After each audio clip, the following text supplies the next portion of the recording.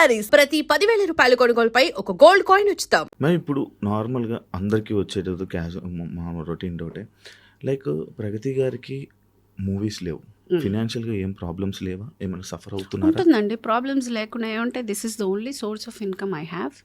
And నాది వచ్చి extra వ్యాగెన్సీ life కాదు, నాది చాలా నార్మల్. ఇప్పుడు యునో ఐఎమ్ నాట్ సెటిల్. నేను వచ్చి పీక్ ఉన్న టైంలో నాకున్న రెస్పాన్సిబిలిటీకి నేను ఎక్కువ ఇన్వెస్ట్మెంట్స్ చేయలేకపోయాను. I don't have a backup where I can SIT ఒక సంవత్సరం 2 సంవత్సరాలు కూర్చుని పర్లేదు పని వచ్చినప్పుడు చూసుకుందాం అన్నంత కంఫర్ట్ జోన్లో అయితే నేను లేను. డెఫినెట్గా నాకుండే క్రంచ్ నాకుంది, నేను చేయాల్సిన అప్పులు నేను చేసుకునే రొటేట్ చేసుకోవాలి. అందరిలాగే బంగారము లేకపోతే ఒక ఇల్లు ఒక ఏదో ఒకటి అటు ఇటు రొటేట్ చేసుకునే నేను రన్ చేయాల్సి వస్తుంది. అయినా కూడా I stood by my grounds thinking I will do work only when I like the film. అది నేను క్లారిటీగా ఉన్నాను. అంటే ముందు నేను తీసుకున్న డెసిషన్ నాకు క్లారిటీగా ఉంటే తర్వాత వచ్చే కాన్సిక్వెన్సెస్ని కూడా ఫేస్ చేసే ఒక ఇది ఉంటుంది. అఫ్ కోర్స్ నేను ఇప్పుడు అంత స్ట్రాంగ్ డెసిషన్ తీసుకున్నప్పుడు దాని కాన్సిక్వెన్సెస్ ఉంటాయి, నేను ఫేస్ చేశాను. అండ్ ఇప్పుడు నాకు మళ్ళీ షూటింగ్కి వెళ్తేనే ఆ డబ్బులు వస్తేనే నేను దాన్ని స్ప్లిట్ చేయగలను. కాబట్టి నాకు ఇప్పుడు వర్క్ స్టార్ట్ అయింది, నేను ఐఎమ్ ఏబుల్ టు మేనేజ్. లేనప్పుడు ఈ లాస్ట్ 1.5 2 years ఐ మేనేజ్డ్ రొటేషనే. అప్పులు అందరిలాగే మా ఇంట్లో కూడా. ఇందులో నాకు పైనుంచి ఊడిపడేది ఏం లేదు. నాకు డౌట్, పవర్ లిఫ్టింగ్లో మీకు ఏమైనా మనీ ఏముండదండి, అస్సలు ఎదురుకట్నం ఇచ్చుకోవాలి, మనమే ఖర్చు పెట్టుకోవాలి, మనమే చెయ్యాలి. There is nothing. యా, మనకి ఇందులో ఒక మన ప్యాషన్ని మనం ఫుల్ఫిల్ చేసుకుంటున్నాం అన్నదే తప్ప మనకేమి మానిటరీగా దే వోంట్ బి ఎనీ. ఒక వాన పాట వల్ల అంటే ఒక వర్షం సాంగ్ వల్ల ప్రగతి గారిని నటన నుంచి దూరం చేసింది. వాన సాంగ్ వల్ల నేను సినిమాలు మానేశాను. I took a decision that వాళ్ళు నేను హీరోయిన్గా చేసినప్పుడు that was the last movie నేను హీరోయిన్గా చేసింది. ఒక సందర్భంలో ఆయన మాట్లాడిన విధానం నాకు నచ్చలేదు. అసలు వీడు నాతోటి ఇలా మాట్లాడటం ఏంటి, అసలు ఇన్ని మాటలు పడతా నేను ఎందుకు చేయాలి అని నేను ఆ సినిమా తర్వాత I gave a statement that నేను ఇంకా మీద ట్యాక్ చేయను అని చెప్పేసి మానేసి వెళ్ళిపోయాను. మీకు సెల్ఫ్ రెస్పెక్ట్ ఎక్కువ కదా? చాలా ఓవర్, అదే ప్రాబ్లం. ఎవరైనా ఏదైనా అంటే తీసుకోరు కదా, నేను తప్పు చేయలేదు, నేను ఎందుకు తీసుకోను, నేను తప్పు చేయను అంటే నేను చాలా ఆచితూచి మాట్లాడతాను. నేను ఎవరి జోలికి వెళ్ళను, నేను అబద్ధాలు మాట్లాడను, నిజాయితీగా ఉంటాను. నేను చేసే పని 100% నా 100% ఇచ్చి చేస్తాను. చాలా డిసిప్లిన్డ్గా ఉంటాను. టైమింగ్ కానీ ప్రొఫెషనల్గా కానీ I'm very very dedicated. When I'm giving my 100%, అనవసరంగా ఎవరైనా నన్ను ఒక మాట అంటే నేను పడను. సూపర్. ఇండస్ట్రీలో నార్మల్గా ఒక అమ్మాయి ఉన్నారంటే చాలా ప్రాబ్లమ్స్ కానీ చాలా ఫేస్ చేశారని చెప్పి రీసెంట్గా ఒక సీనియర్ యాక్టర్స్ కూడా చాలామంది మీడియాలో చెప్పడం జరిగింది.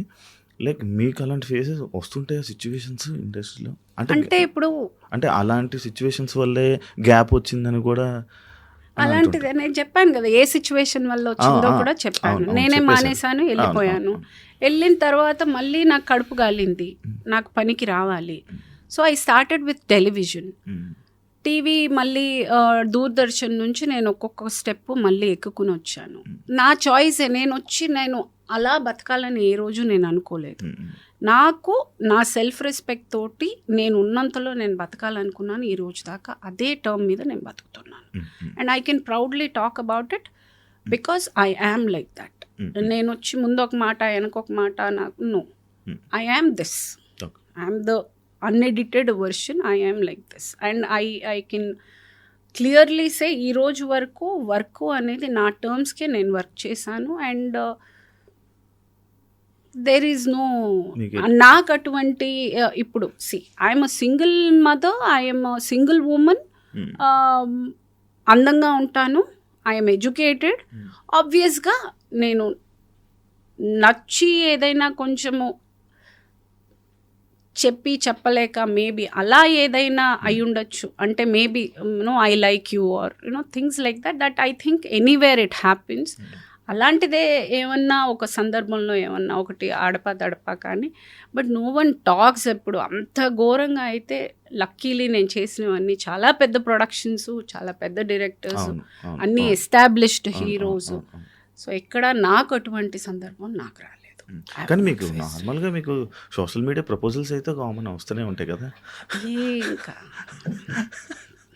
ఇంకేముందండి, I'm already closer to 50. I have no such. కానీ వస్తూ ఉంటాయి సోషల్ మీడియా, అలా నడుస్తూ ఉంటాయి అని నా ఉద్దేశం. Like yeah.